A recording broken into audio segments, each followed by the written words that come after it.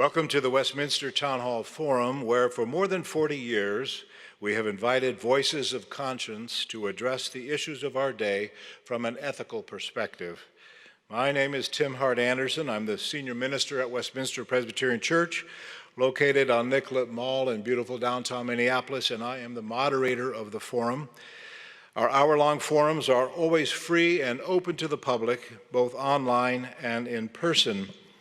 In fact, we'd like to take a moment to celebrate that today is our first in-person forum in nearly 2 years. Yeah.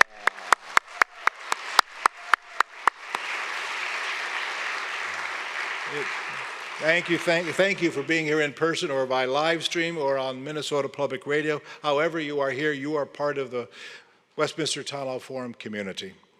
The health and safety of all of us here and in our community are still our top priority. We are limiting the audience in the sanctuary to 400. We're requiring masks in the building. We're foregoing any food or drink. We will continue to adjust our safety protocols as together we move through this COVID-19 pandemic, and thank you for getting vaccinated. Whether you are joining us in person or via live stream, we are grateful you're here. This forum is presented as a service to the community, powered by this community. 85% of our support comes from individuals such as you. If you're able, please consider making a donation to the forum. You can do so on our website, westminsterforum.org/donate. westminsterforum.org/donate. Today's the first program in our season on this series on democracy. We have invited 4 dynamic speakers to grapple with how democracy has been a tool for social and racial progress, and how it has also been employed to marginalize communities based on race and class. Each speaker will talk about the role that we have together as a community in renewing democracy and ensuring that it works for everyone. We invite you to visit our website to learn more about our upcoming speakers, Dr. Wendy Chun of the Digital Democracy Institute, LaTosha Brown, the co-founder of Black Voters Matter, and the Honorable John R. Tunheim, Chief Judge of the United States District Court of Minnesota. And now it's my pleasure to introduce today's guest speaker. José Antonio Vargas is a Pulitzer Prize-winning journalist, Emmy-nominated filmmaker, theatrical producer. He's the author of the best-selling memoir, Dear America, Notes of an Undocumented Citizen. 10 years ago in 2011, the New York Times Magazine published a groundbreaking essay he wrote in which he revealed and chronicled his life in America as an undocumented immigrant. A year later, he appeared on the cover of Time magazine worldwide with fellow undocumented immigrants as part of a follow-up cover story that he wrote. A leading voice for the human rights of immigrants, he founded the nonprofit media and culture organization called Define American, and he's wearing his colors today. That's been named one of the world's most innovative companies. In 2015, MTV aired White People, an Emmy-nominated television special that Mr. Vargas produced and directed on what it means to be young and white in a demographically changing America. Most recently, he co-produced Heidi Schreck's acclaimed play, What the Constitution Means to Me. It opened on Broadway in the spring of 2019, and it opens this week at the Guthrie Theater here in Minneapolis. Please join me in welcoming to the Westminster Town Hall Forum, José Antonio Vargas.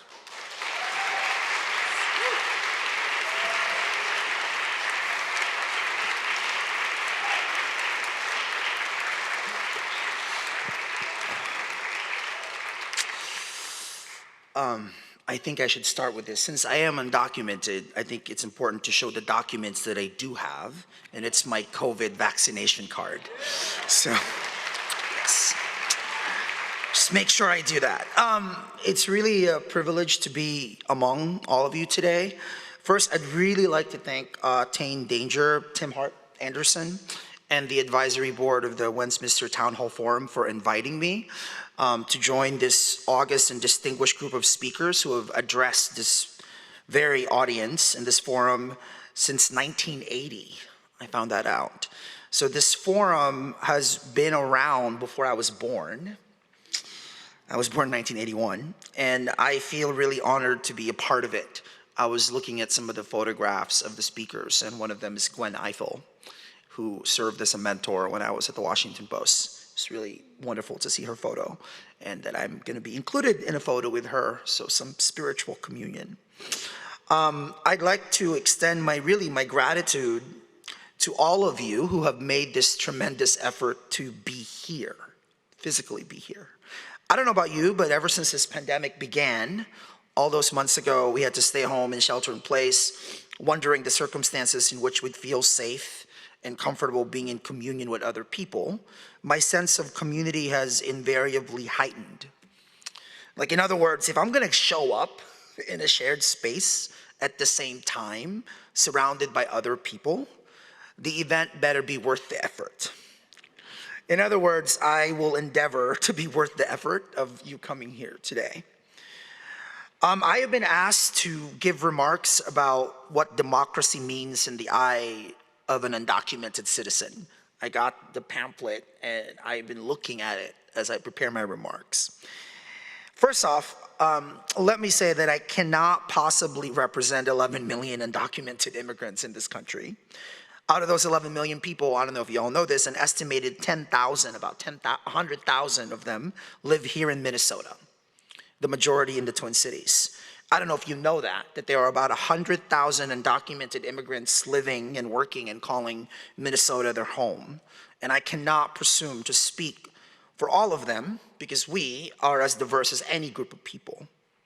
Second, as a writer, as someone who's made a life giving meaning to words, I think we must really define our terms. For me, being undocumented means I don't have the legal paperwork, the right legal documents to prove that I'm legally supposed to be here. I'm just curious, asking the audience, how many of you have a US passport? Raise your hand. Amazing, congratulations. How many of you have green cards? Just curious.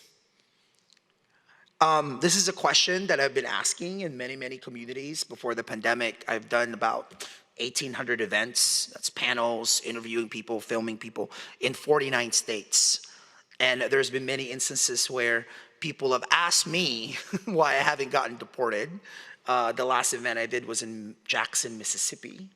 And let me just say that it wasn't as welcoming as it's been here the past couple of days. And I asked this question about documents because I think it's actually really, really important to remember that part of the reason why people are here without legal status is because they don't have the right legal documents to show government. Now, I have all kinds of documents showing that I am here, that I'm physically here in the United States.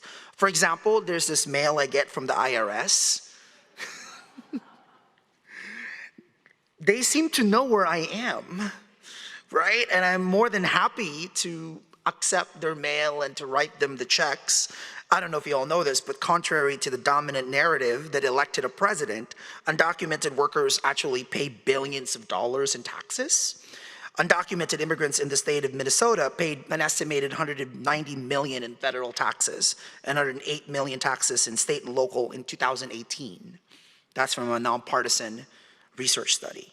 Now, I prefer the term undocumented because it speaks to the fact that my legality, such as it is measured by documents I don't have, all the while making sure I remind myself and I remind others that our lives are worth more than pieces of legal papers that we may or may not have.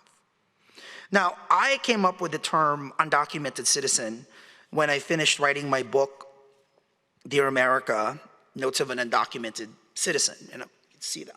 I actually underlined the word citizen. I started writing this book in 2017, about a year into the Trump presidency. When Trump was elected, I was living in Los Angeles, in an apartment in Los Angeles. And during that time, I was on TV quite a bit, MSNBC, Fox, CNN. And my landlord, right, really friendly man, Indian American man, South Asian man, approached me 2 days after President Trump was elected president and said to me, I am not sure how safe you would be here anymore. You know, I was living in Los Angeles, the epicenter of the undocumented population in the country. He said, you may want to move out. And I remember looking at him going like, wait, I paid the rent on time, right? And he said, I'm not sure if I showed up, and I don't know if you remember this, there was a time when there were ICE agents and flights, right? There was a chaos around what Trump, Stephen Miller, and Steve Bannon were actually going to do. And so I remember I had this apartment, and ever since I was a kid, and when I found out that I was here illegally, the first thing I had to do was get rid of my thick Tagalog accent, which is really, you know, Tagalog is a mix of Sanskrit and Spanish, right? So it's really kind of vowel heavy. And I did that by watching as much PBS and Frasier as I possibly could, right? I just figured if I could sound a little bit like Bill Moyers and maybe get some Frasier and Niles. And then at that time, this was in the 90s, around that time was the same era that hip hop and R&B were becoming the dominant music genre. So I figured if I can go hip hop and Bill Moyers, I will be okay. And I remember to myself, success in America meant having an apartment like Frasier's apartment. Do you remember the apartment? It was like a huge apartment, right?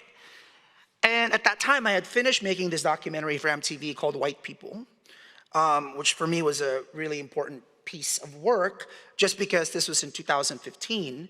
A year before that, it was revealed that for the first time in American public schools from K to 12, white students were no longer the majority.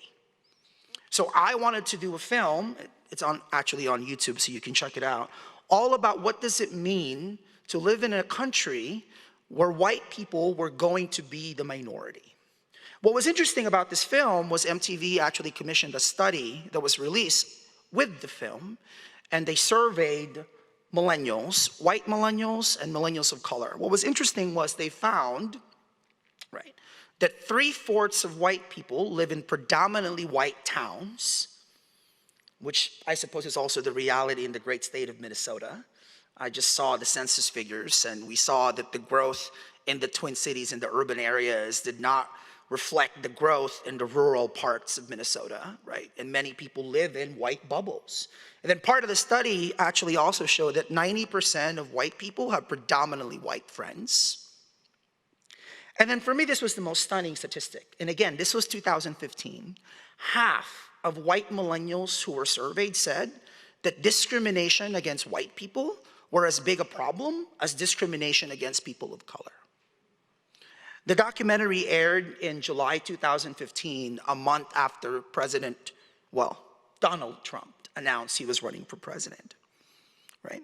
And it was interesting making that film because I had to really grasp with the reality that you cannot talk about immigration in this country without talking about race in this country. And since I am in Minnesota, right, Norwegians, Dutch, Finnish people, I've always wondered, because you know my introduction to Minnesota was Rose Nyland from the Golden Girls.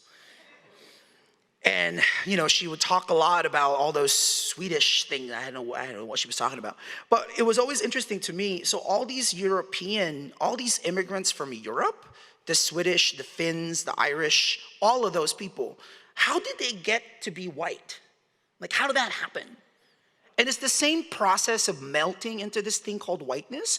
Is that happening with Somalis, people from Somalia, people from China, people from Mexico, people from the Philippines? Are we expecting that people are supposed to kind of melt onto this thing? Is that the expectation? So after I did that documentary, I was paid for it. And the reality for my life that's probably the most surreal is after I came out as undocumented, I can no longer be employed, right? I had spent a decade of my life being employed by the Washington Post or the Huffington Post or the New Yorker, you know, doing business with these companies. I could no longer do that. And as you can imagine, I have a lot of lawyers. And one of the lawyers said to me, hey, Jose, you can actually be an entrepreneur, and it's the only way for you to make a living. So I had to become an undocumented entrepreneur. And then I started thinking, wait, isn't that actually the most immigrant thing there is? right? That immigrants are entrepreneurs. So that's how I was making a living. And so I made money from the documentary from MTV. I got the Fraser apartment, and then my landlord says, hey, you may not be safe here. So then I decided to put everything I own in storage, and I decided that I was gonna leave, like self-deport. At the time, I was 38 years old, and to be honest with you, I don't wanna be a full-time undocumented person.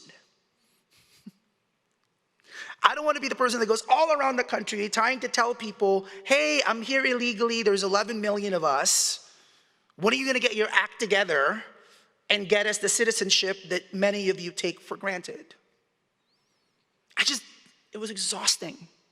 So I wrote this book, and really, what I really wanted to understand was my own mental health.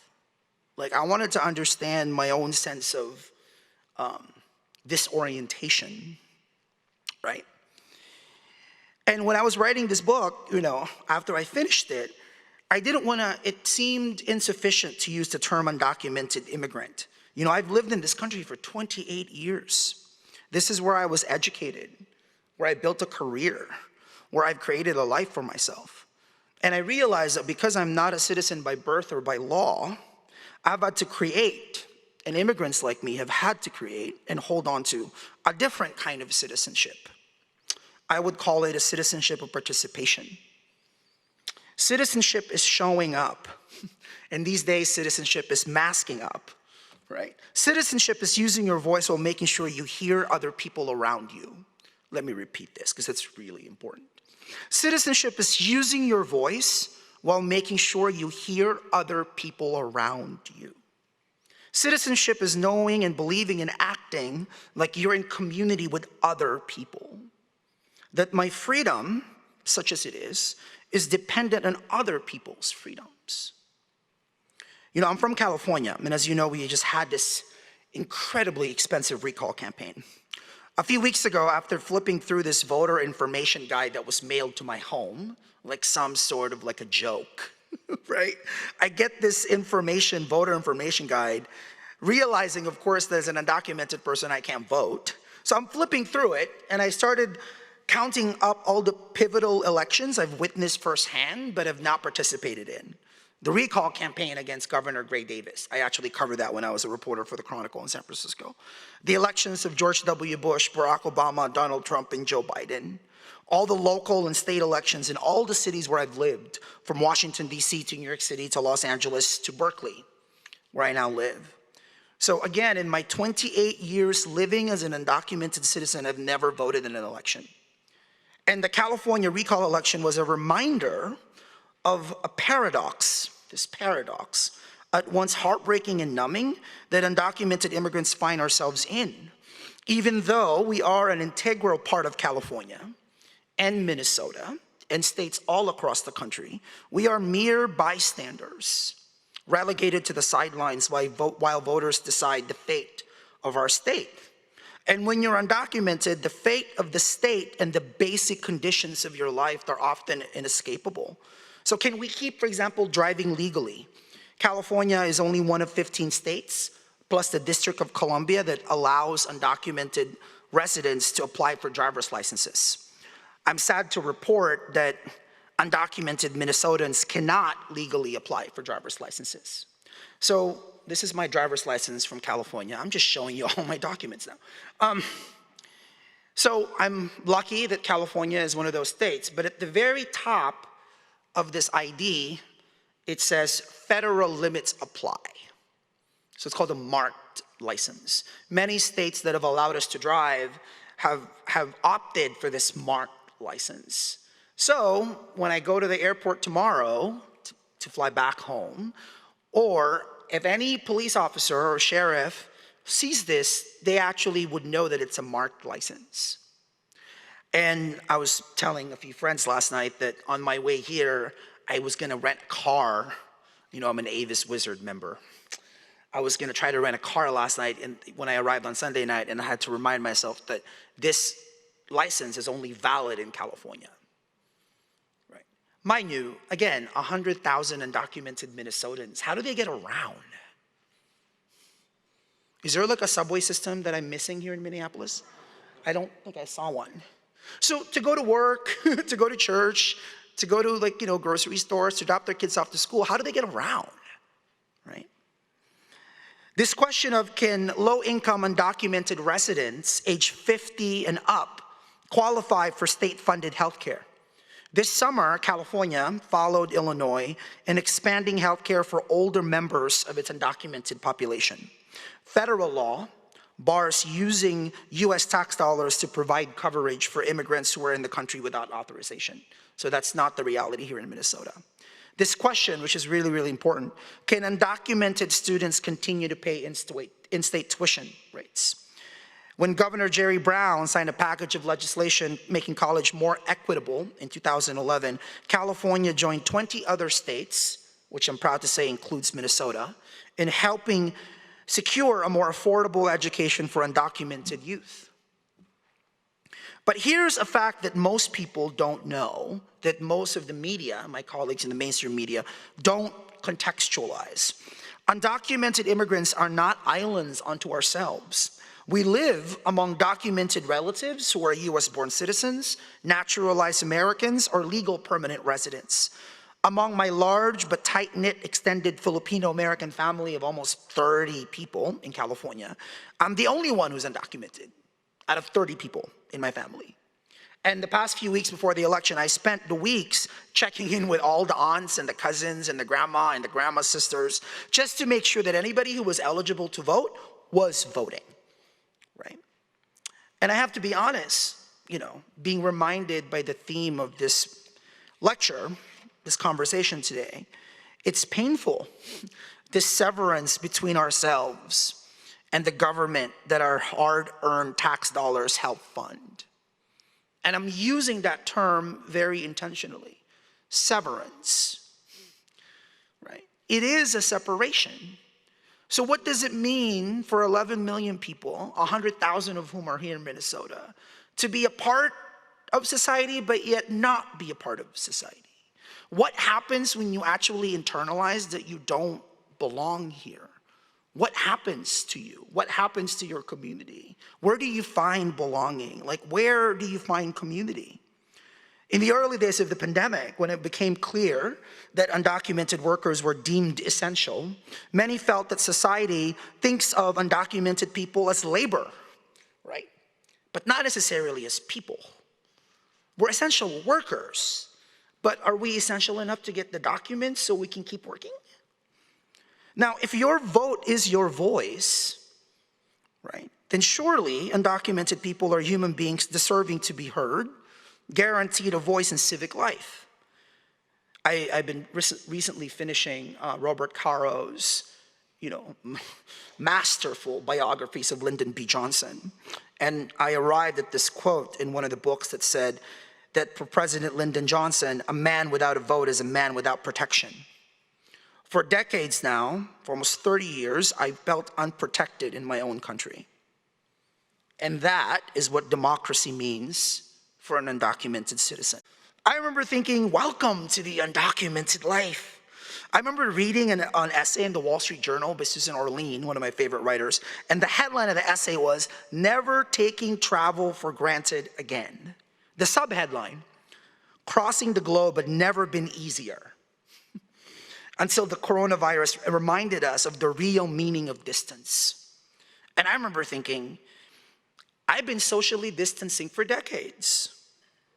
Undocumented immigrants have been doing that for decades. As I wrote in Dear America, I haven't left America since arriving here in 1993. If I leave, there's no guarantee I'd be allowed back. So I haven't traveled outside of the US to see my mom, for example, or to see my siblings in the Philippines for almost 3 decades. I see the world online and experience other countries through movies, televisions, and books. Because I'm here illegally, there are certain things I cannot do, forcing people like me to think outside of the box and to figure out how to open windows when doors are shut. I always have to adapt. In some ways, my undocumented condition prepared me for the limitations of this pandemic life. And I've learned to really value my resilience even more. And I've leaned on my community the community of people who have welcomed me in this country even more. The last thing I'll say, I had the most surreal thing happen a few years ago, actually after the book was published. I was contacted by the superintendent of the school district that I attended as a 6th grader, and they were deciding on renaming an elementary school. And there were a few options: Steve Jobs, because he had attended the school district; Barack and Michelle Obama, because Barack and Michelle Obama; and then somebody put my name on the list. And I remember telling the superintendent, is this like a joke? Like, can you legally do this for someone who's not here legally? How does this work? And I remember thinking, oh, this is so cute, but it's not gonna happen, you know, like, this, no.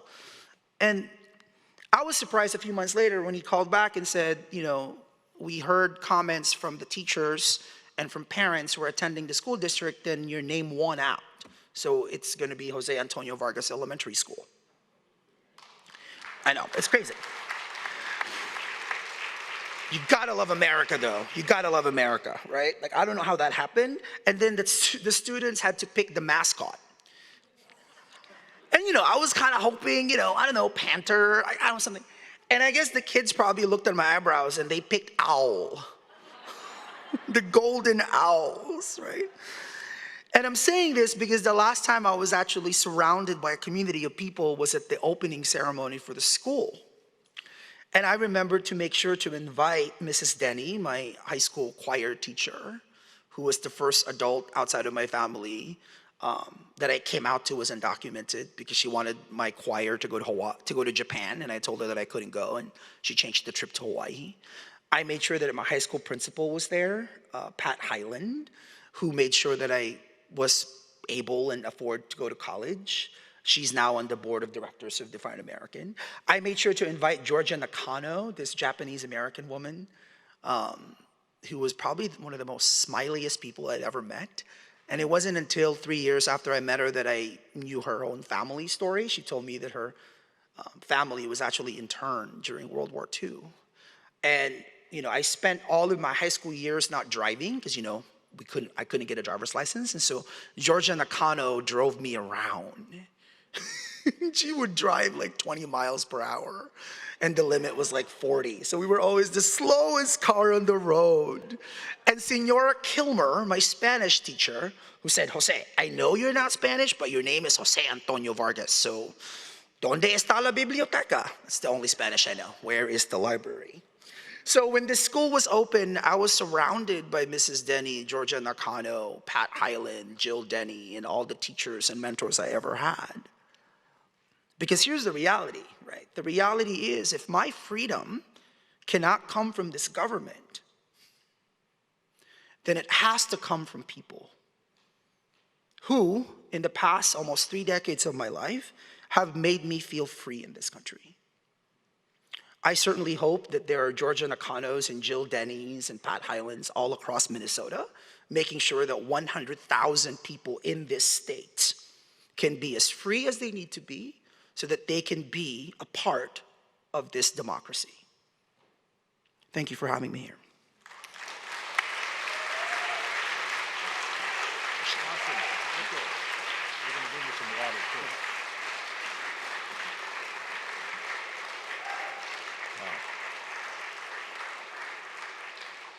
Thank you, Jose Antonio Vargas. We're grateful for your wisdom. The owl is a symbol of a wise bird, by the way, so you're in good company.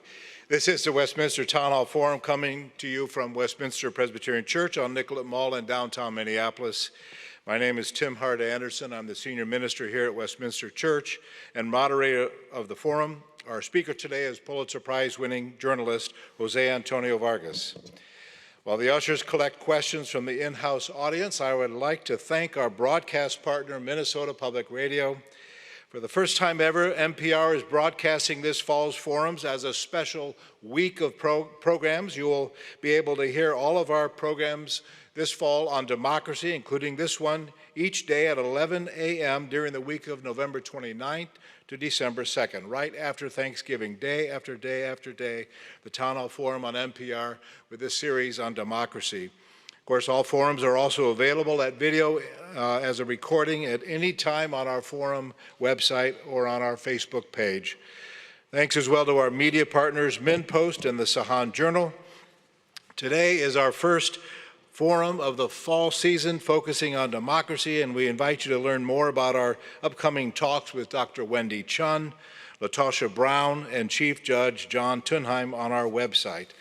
And now, Mr. Vargas, if you are ready, I will present the questions and you will return to the pulpit. First question is about the narrative of America. There's this narrative out there that we're a nation of immigrants. And can you respond to that? When you hear that, what does that stir up in you? Well, first of all, I used to say that because I have this tremendous book by John F. Kennedy called Nation of Immigrants. It was published in the late 1950s. And then I found out actually that the same publisher of this book published that book. I don't know if you've ever seen it. It's a really, probably the most important primer on the country's immigrant history. So much so that John F. Kennedy actually broke down, like, did you know that there were 1.7 million Italians that moved to this country in like the 1800s and the early 1900s? I didn't know that. So I used to say that. And then I'm gonna answer your question by sharing two anecdotes. One, I was in Birmingham, Alabama in 2012. I was meeting with members of the NAACP, the local chapter, and I started talking about this country being a nation of immigrants. And this elderly African-American woman got up and said, "Mr. Vargas, with all due respect, we're not immigrants." That was such an important lesson. Lesson learned, right? And then a few years later, when I was filming White People, we were at the Pine Ridge Reservation. And I was filming this documentary there, and this young Native American woman, I guess she had sent me a private message on Twitter. I didn't see it. She pulled me aside and she said, "Hey, I'm glad you're here. You can't talk about immigration without talking about us." So this young Native American woman said that to me. And the reality is we can't talk about this country being a nation of immigrants without acknowledging the very distinct history that Native Americans and African Americans who are descendants of enslaved people in this country. Now, the other thing I'll say about this, it's not a coincidence that both of those groups of people have had to fight for their citizenship. We did not acknowledge citizenship of Native Americans until the 1920s. You could argue that the Black Lives Matter movement is about citizenship, right? One of my friends, Alicia Garza, she's one of the co-founders of the Black Lives Matter movement. She said to me that the Black Lives Matter movement is about citizenship too, right? She said it's citizenship as being seen as a person with dignity, right? Who have been here and have built this country. So that's the way I'd answer that question. I got a question here from one of the students in the audience. Who did you come to America with? Can you tell a little bit about the story of how you got here? So I woke up one morning and my mom said I was coming to America. And the suitcase was already packed. There was no time to take a shower. I remember that part because I thought I stunk. And then I got to the airport and my mother introduced me to this man who said was my uncle. But again, I'm Filipino, like everybody's my uncle, you know? So I didn't really think anything of it. He was my uncle, and at least according to my mom. And then he was my seatmate on the Continental, this is how long ago this was. There's no more Continental Airlines. It was Continental Airlines that I flew on. And then when we got to Los Angeles, he was there with me. And then that's when my grandparents actually met me, right? And then that was when my grandfather gave me this green card. And then 4 years later, I found out that the green card that my grandfather gave me was fake. And then I found out, after I found out that it was fake, then I found out all the other lies my mother and my grandparents told me, which is that guy wasn't my uncle, that he was actually the guy that my grandfather paid $4,000 to smuggle me here. And $4,000 is a lot of money. For my grandfather was a security guard his entire life here. He passed away in 2007. I don't think he made more than $7 an hour as a security guard. And my grandmother was a food server. When she retired, she was making like $6.50 an hour. And by the way, God bless everybody fighting for a minimum wage and a living wage. So for these, Filipino immigrants to have saved up $4,000 to get me here was a lot. And then again, I was 16 when I found out all the lies. I remember one of the questions I asked them was, why didn't you do this the right way? Like, why? Then I found out that there was no right way, that grandparents cannot petition grandkids. It's not, because some of them were like, hey, how do we get you legal? Can we just adopt you? And we went through that process, and they couldn't because I was already over the age of 18.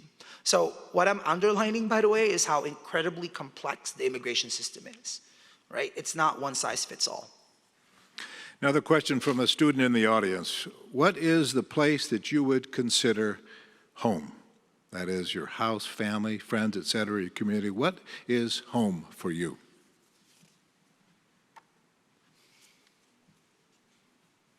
It's where I bake. I learned to bake during this pandemic, and thank God for YouTube. And I'd never baked before. And I didn't know that the great thing about baking is you learn this thing called precision. Like when it says 3/4 a cup, it means 3/4 a cup. Like don't mess with the thingy that says it's 3/4 a cup. And then I don't think I've ever felt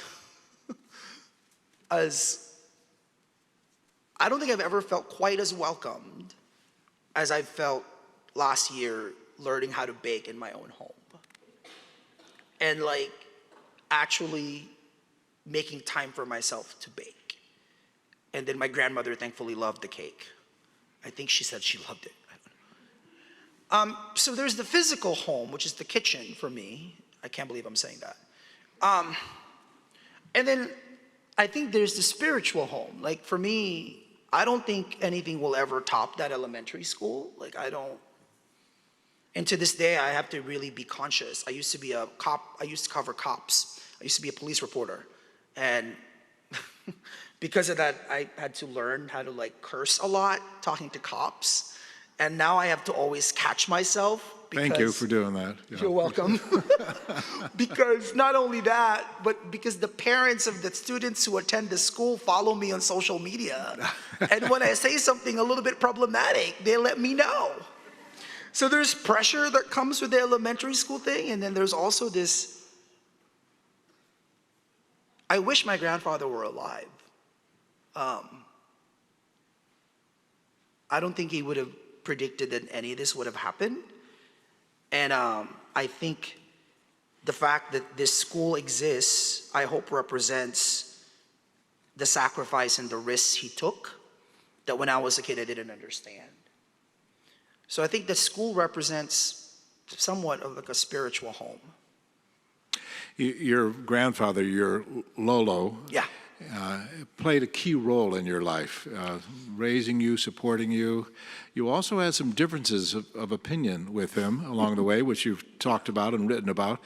What do you think your grandfather would say now in the sort of the public persona you have become? What would your Lolo think of you today, you think? Now, this is probably a cop-out. I don't think of myself as having a public persona. I just think that's too exhausting to think. It's hard enough for me to think of myself how I am to now have to think of what the public thing is, right? So I don't think in that way. But I think my grandfather, his favorite, I'm Filipino, karaoke is like, religion for us. And his favorite song was My Way by Frank Sinatra. And One More for the Road. And sometimes Fly Me to the Moon. And so when I drive now, where I can legally drive in California, I usually sing along to those songs to like have some sort of communion with him. My grandfather was very religious.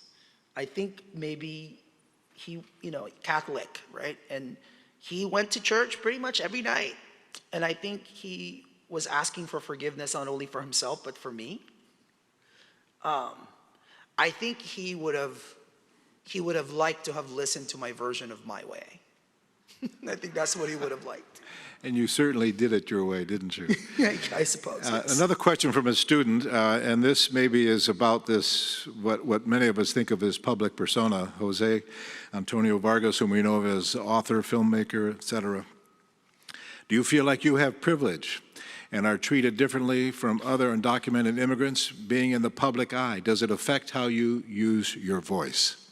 Oh, absolutely. I mean, you're probably looking at the most privileged undocumented immigrant in America. That's just a fact. It's such a fact that when I was arrested 2014, I was detained, and people forget, right, that Barack Obama actually deported more immigrants than any other president in modern history. He also detained hundreds of thousands of people, and for 8 hours, I was one of them. But after 8 hours, I was released. And I actually wrote a little bit about it in the book, and I still to this day don't know exactly what happened and how I got released, but I do know that there are 4 million Filipinos in the United States, many of them nurses. And if the nurses just organized, they may want to get me out of ICE. And so I think my privilege got me out of that detention cell. Now, I have to say, as somebody who's worked really hard for whatever it is that I have this really complicated relationship with privilege. And I think really when it comes to privilege, the question you have to ask yourself, because we all have some sort of privilege, I think the question is, what are you doing to risk your privilege? So I would argue that what I've been doing for the past decade is trying to risk whatever safety I feel. When I was a high school student, I was introduced to James Baldwin, and I remembered one of the lines was, "All safety is an illusion." I was like, what is he talking about? And now that I'm 40, I know exactly what that means, right?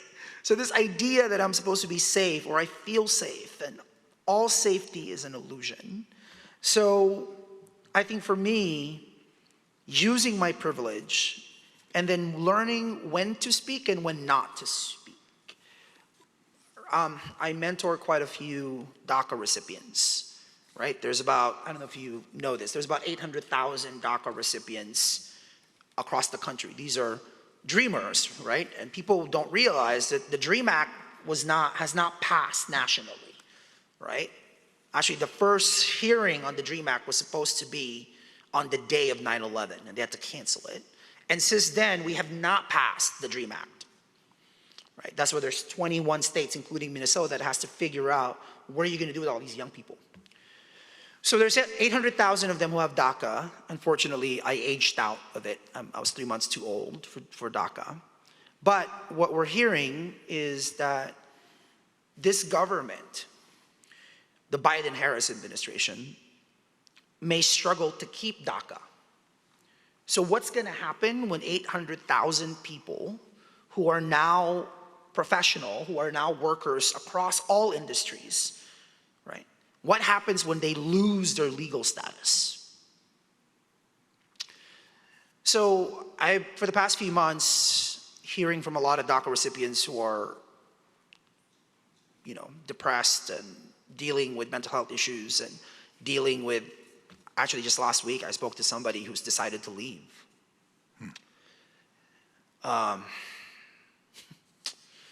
She said she can't live her life like this in 2-year increments because you have to keep getting renewed. So, and again, just to contextualize, right? So the DACA recipients, our kids who grew up here, this is their home, they have to pay this government $500 every 2 years so that the government doesn't deport them and so that they can work and pay taxes to the government that wants to deport them. If we went around Minnesota, I wonder if we asked all the young people who grew up here what they would do to pay for their citizenship. Would they pay the $500 fee? I don't know. They may be like, hey, give me the money, I'll go to Mexico on a vacation, right? So this woman that I was talking to that decided to leave, she contacted me because she felt guilty, she said, I feel bad that I'm gonna leave and yet you've stayed. And then I had to tell her that, I actually thought about leaving, but then I decided not to. And that is your decision. Right? Freedom of movement means freedom to come and then freedom to go. And guess what? Wherever you end up going, I won't name the country that she's going to go to, you'll always have America with you. It doesn't go away, right? I mean, to this day, America to me is like Mark Twain, it's James Baldwin, it's Toni Morrison, it's Bill Moyers on PBS, it's Frasier, it's 227 that's now streaming on Amazon Prime. It doesn't go away, right? So that was a really, really tough conversation that was had privately, right? So things that I can't say publicly, privately, all of those things I think factor in when you become a public person, whatever that means. A number of questions have come forward about your status as a citizen, which you are not. Have you thought about applying? How difficult would it be to become a citizen? Are you being taxed without having any representation? So that's I'm glad somebody asked that question, because that to me is emblematic of two things. One, the fact that most Americans, and again, before the pandemic, I was traveling all across the country. The number one question I get asked, it doesn't matter if they voted for Trump or they were Sanders people, it didn't matter what the political orientation was. The number one question I got asked was that, why can't you just get legal? As if all I gotta do is flip a switch and oof, I'm a citizen, right? So there are 11 million undocumented people because there's actually no process for the 11 million people, including the 100,000 undocumented people in Minnesota, to follow. That's why we're waiting for quote unquote immigration reform. The immigration reform that they tried to tack to this budget bill that the parliamentarian was like, wait a second, right?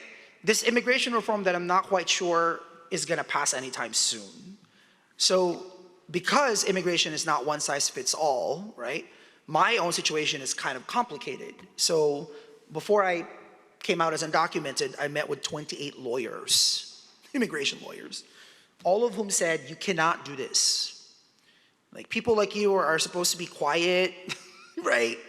We're here, but we're not here, right? It's kind of like this, we know, visibly invisible. And then I'll never forget the woman from the Stanford Law School clinic said to me, the moment you come out as undocumented, we can't do anything to help you, because you're outing yourself and you're actually admitting to everything you've done to commit fraud just so you can work. So that's why, for example, same-sex marriage is now legal. So I could, you don't need to know that. If I wanted to, I could marry somebody, but even if I did marry somebody, I couldn't adjust my status because I've already admitted to all the fraud. So meaning the only solution for me are three things right now. Wait for immigration reform that would actually pardon all of the fraud that people like me have had to commit. One option. Second option, ask for a private bill.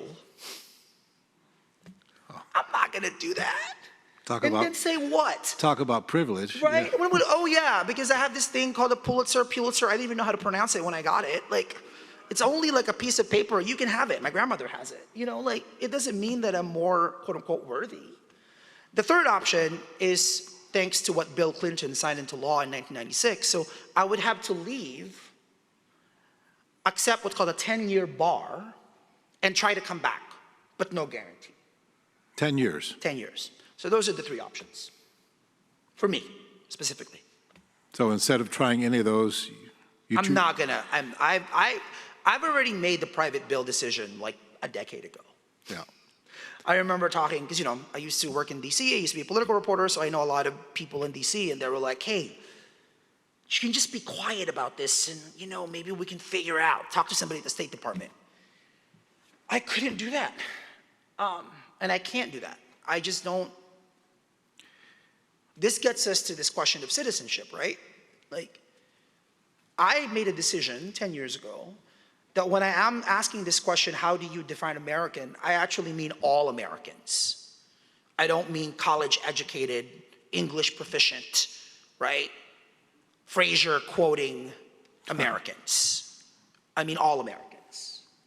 And I actually think this struggle for inclusivity is a test that all of us have to put ourselves in.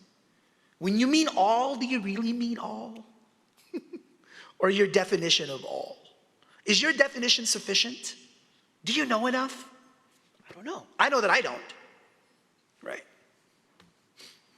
A number of questions have come forward about your various identities. Oh. Undocumented, Filipino, Asian, Asian American, gay man.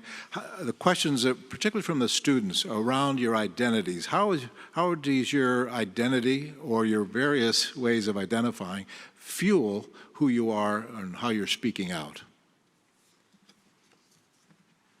Okay, this may be not a good way to answer this. Here's my worry, and I'm grappling with this myself. How do we use, I'm undocumented, I'm gay and Filipino. I'm a journalist, I'm a filmmaker, I'm now producing plays. I'm working on writing my first play. I'd never written a play before. The most important identity for me is actually the identity that fuels my work, which is that I tell stories. That's what I do. And to be honest, I've spent the past decade trying to make sense of my own story, and now I'm ready to kind of move on to other stories, right? Like, I'm working on a play now that has literally nothing to do with my identity. And it's so thrilling and liberating to not think about my own perspective as an undocumented gay Filipino. My worry, though, and I say this to my nieces and nephews who are college age, is how do we use our identities as bridges and not as walls? How do we say, I would hope, that you don't have to be an undocumented gay Filipino to want what I want, right? And to need what I need. And sometimes I think identity gets used as this way to say, oh, nope, sorry, not allowed. And I'm striving to create a body of work in books, in film, in TV, in theater that is borderless. I want the work to exist in all these different mediums and forms. And at the same time, to do it in such a specific way that it becomes universal. And so I would hope that we use our identities as a way to get specific so we can talk about the universality that we all share. You know, Maya Angelou, when I went to the Westminster website, I saw that you quoted this great quote from Maya Angelou. I met Maya Angelou. I didn't meet her. I met her on Oprah. Remember when Oprah, when I was a kid, the 3 o'clock to 5 o'clock was the Rosie O'Donnell show and the Oprah Winfrey show. And everything I know about books and popular culture came from those 2 hours. And I remember Oprah Winfrey had Maya Angelou as her guest, and Maya Angelou was saying, I know that what unites us is far greater than what divides us. I was in 7th grade when I heard that. I had no idea what she was talking about. And then I'm a little bit obsessed with Maya Angelou. I recently watched the documentary about her. There's quite a few. But I guess when she was a young girl, she became a mute. She didn't speak. This is what had happened to her. And she read every book at the library, at the Black Library. And she read this person named Shakespeare. She had no idea who this person Shakespeare was. But there was a play, and Maya Angelou said, this Shakespeare must be a black woman. How can this Shakespeare know what it feels like to be a woman who's been violated? Now, that is all I need to know about identity, right? That this black woman from the South, Shakespeare a black woman? How could Shakespeare know? So I endeavor for that kind of community and humanity. Thank you, everyone, for being here for this Westminster Town Hall Forum broadcast with José Antonio Vargas. Thank you, Mr. Vargas, for your Thank you. Sorry about that. I forgot. Awesome. That's fine.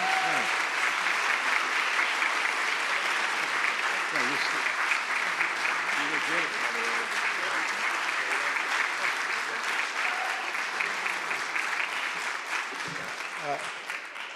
Sometimes when a speaker is really good, I suggest they should run for office. You can't run for office until you're documented, right? I'm really grateful for this conversation. We're off the air now. I just want to let you all know.